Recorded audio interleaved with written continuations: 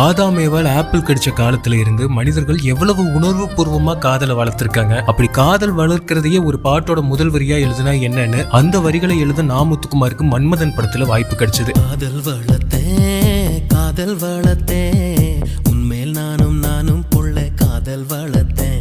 STR ஏற்கனவே நா. முத்துக்குமார் எழுதின தேவதையை கண்டேன் பாட்டோட மிகப்பெரிய ரசிகர். அந்த பாட்டுல இருக்கிற மாதிரியே உயிர் கசியும் ஏக்கத்தோட எனக்கும் ஒரு பாட்டு வேணும்னு நா. முத்துக்குமார் கிட்ட கேட்டிருக்காரு. அப்போவே அந்த ஸ்டுடியோல இன்ஸ்டன்டா உட்கார்ந்து எழுதப்பட்ட பாடல் தான் இது. உணர்வு பூர்வமா நா. முத்துக்குமார் எழுதி அதை யுவன் பதிவு செஞ்சு முடிக்கும் போது பாட்டு 7 நிமிஷத்தை தாண்டி இருந்துச்சு. கொஞ்சம் குறைச்சிடலாமான்னு யுவன் கேட்டிருக்காரு. 7 நிமிஷம் இல்ல 70 நிமிஷம் ஒழிச்சாலும் திகட்டாத தரம் இந்த பாட்டுல இருக்குன்னு சிம்பு சொல்லியிருக்காரு. அப்படியே அந்த 7 நிமிஷம் திகட்டாம இன்னும் நம்ம காதுகள்ல ஒழிச்சிட்டு இருக்கு காதல் வளர்த்த.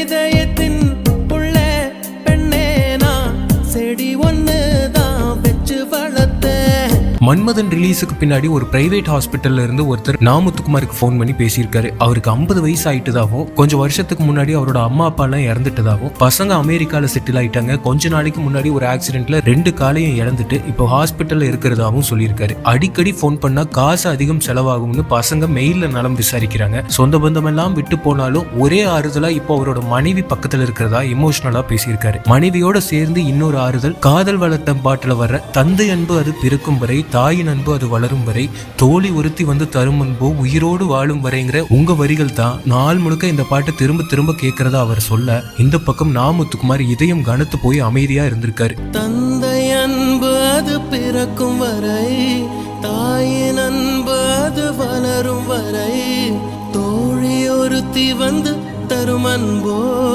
உயிரோடு வாழும் வரை. அடியே